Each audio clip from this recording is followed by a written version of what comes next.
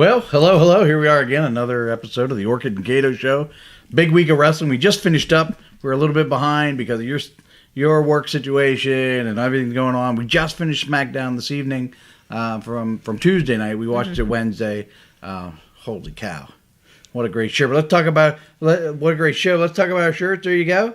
With the classic Undertaker t-shirt. That's pretty rad.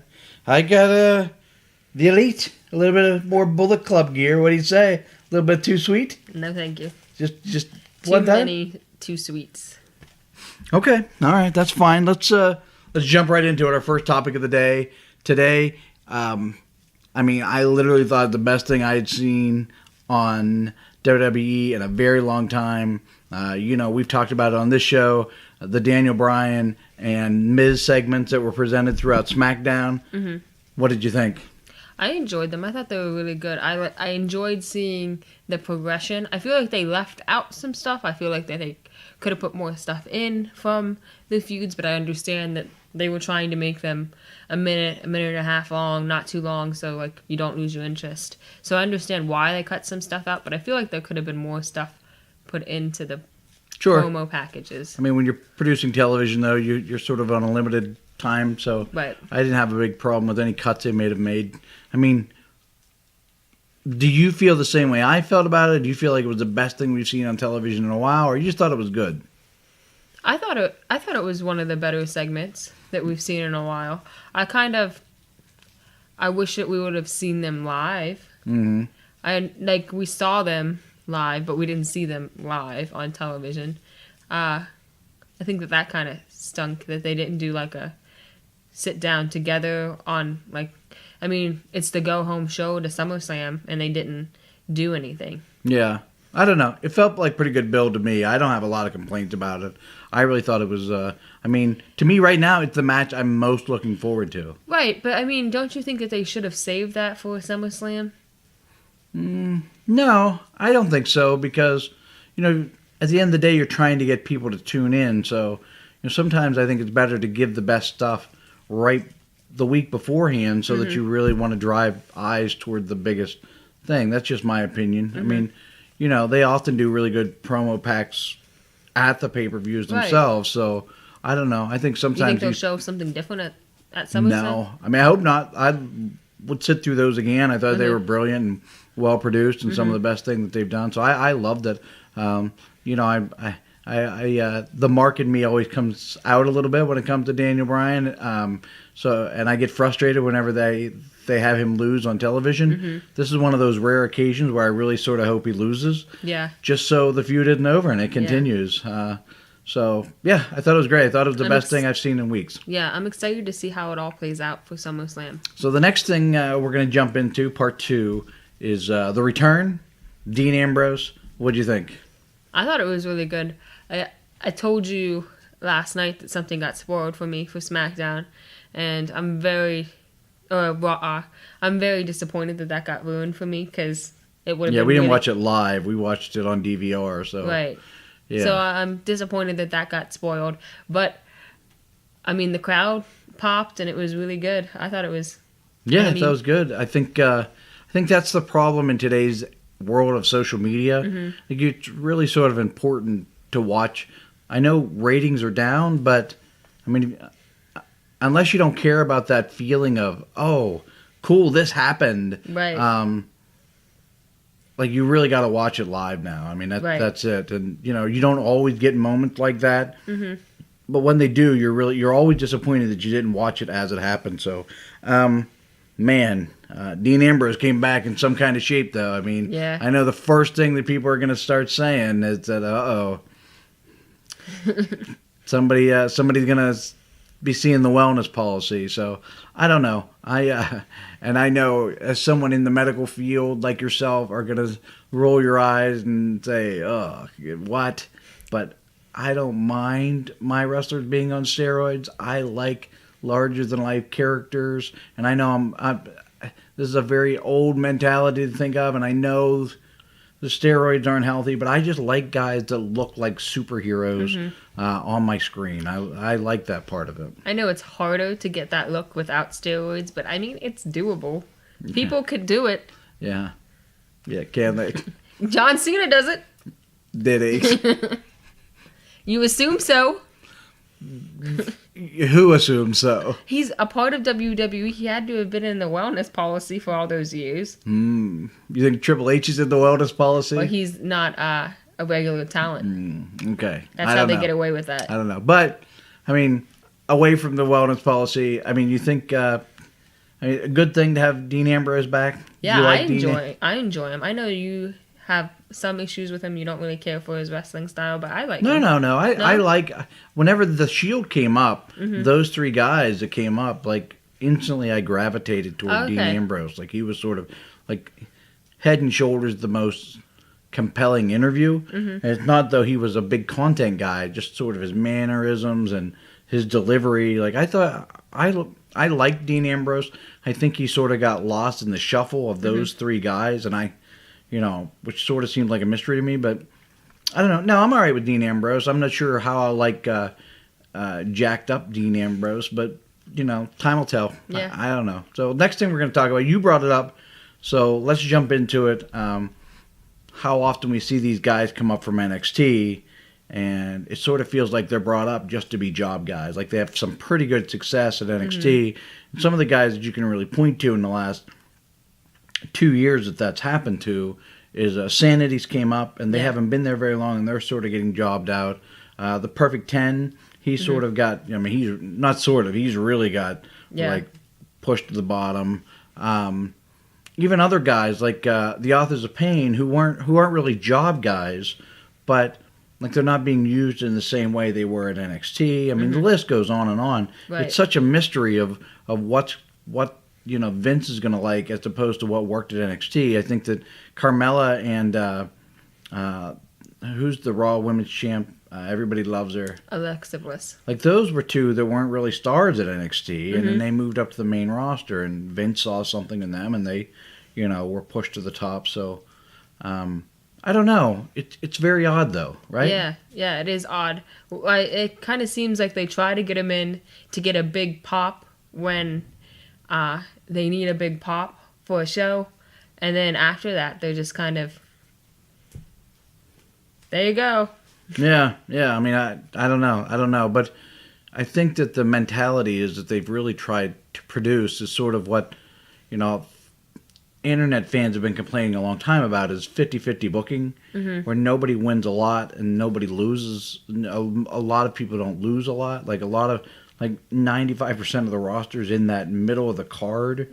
And I don't know. To me, it just doesn't work on the same level of producing stars as what guys winning a lot does. It just doesn't produce the same level of star. So I don't know. It's so weird. I don't know. Maybe, and the thing I've heard on podcasts like Edge and Christian podcast is some of these guys, their style isn't adapting to the main roster style. But like they said that about Nakamura. Like, it took a while, but I mean, what does that mean, the main roster style? If you have a style that works, like Nakamura, I mean, like it just works. Why do they have to change their style to a style that the fans don't care as much about? Right. It's I don't know.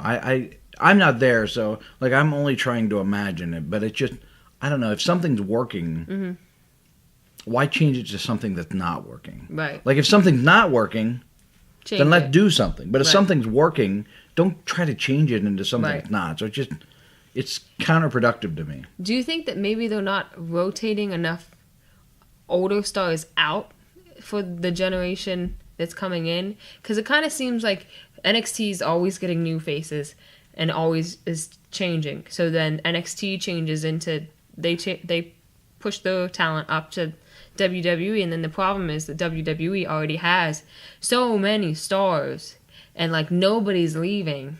Yeah, man, guys. I mean, it used to be like there'd be 2 or 3 times a year where you'd get notifications of like 6 or 8 people are getting released.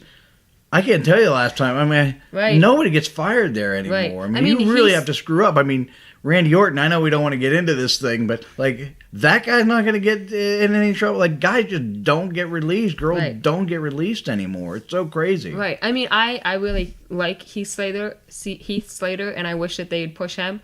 But I mean, he's been there for 10 years. 10 years, yeah. I mean, and he's just a jobber. Right. Like, why? Like, I don't want them to release Heath Slater, but like, if they release him, that's another spot for somebody new instead of. Yeah, but.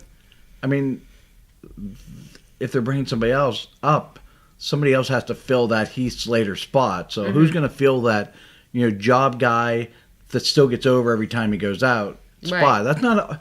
I don't know if that's an easy spot to fill. Like a Heath Slater who loses almost every time, but still people get in. R-Truth is another one. Like he's that same like Heath Slater of like, if you send him through the curtain.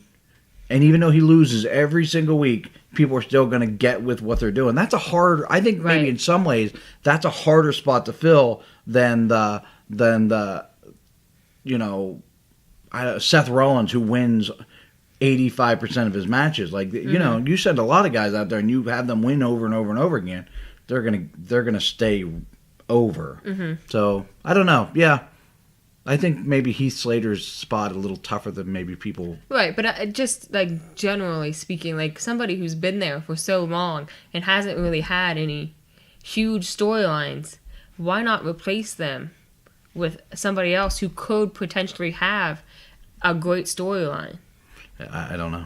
I don't know. It's a very strange time in the business right now. So let's. Speaking of strange times in the business, you and I were fooled by the Paul Heyman thing last week. I thought they were doing what I consider to be the smart thing and splitting up Paul Heyman and Brock Lesnar. Clearly, they weren't. They did the pepper spray thing. To Roman Reigns. Roman Reigns. How did you feel about that whole segment? It definitely caught me off guard because I mean, when Paul Heyman came out, I didn't think Brock Lesnar was there. I immediately thought, oh, Paul Heyman's going to try and do something with Roman Reigns. And then as the segment went on, it still felt like he's really trying to get Roman Reigns on his side. He's going to be out there for Roman Reigns at SummerSlam. And then I was completely blown away when the pepper spray came out and he started pepper spraying Roman Reigns. Then Brock Lesnar's music hit, and I was just like, wow. Yeah, a little bit surprising to see Brock unadvertised on Raw, so that was a bit of a surprise. I still say, though, to a certain degree, Paul Heyman's too good at his job, where people are, because he's so good at what he does, a pretty large vocal amount of the crowd is going to get with Paul Heyman. And as a result, if you're trying to make Brock Lesnar the number one heel, you're never going to get that reaction. And you can hear it on last Monday. Paul Heyman pepper sprayed Roman Reigns, and people were cheering. Yeah. And Brock Lesnar came out, and people were cheering Brock Lesnar beating up a blind man. Yeah. Like, that doesn't make any sense. No. People don't like Roman Reigns for some reason. I don't know why. I sometimes wonder if it's not that it's Roman Reigns in particular, but it's what Roman Reigns in their mind represents of like WWE trying to force us to tell us who we should like and who we shouldn't like. I don't know maybe if it's Roman in particular. That's the only thing I can sort out and justify because, to me, Roman does everything right. He has really good matches. He looks the part. He had another good promo on Monday. Really good promo on Monday, no doubt about it. So, I don't know. Yeah. It's one of the weirdest anomalies in wrestling to me. So I don't know. He's but Paul Heyman's a great promo guy, and as long as you have a guy that's really great at promos to that level, like so much head and shoulders above everyone else, people, no matter what they're saying, people are going to get with it. And when we talk about promos, let's close on another promo. The promo that opened up SmackDown with Flair, Becky Lynch, and Carmella. Carmella, yeah. Did you like the promo? Did it feel like it built to something interesting at SummerSlam for you? I did like it. One particular line stood out to me. The Divas in a woman's revolution. I thought that was so clever. I thought that was really great. But other than that, I mean, it was a good promo. It wasn't anything amazing. I thought it was good. Yeah, I really liked that line too. But I liked Carmella's retort to it even better. You know, saying, "Yeah, you know what?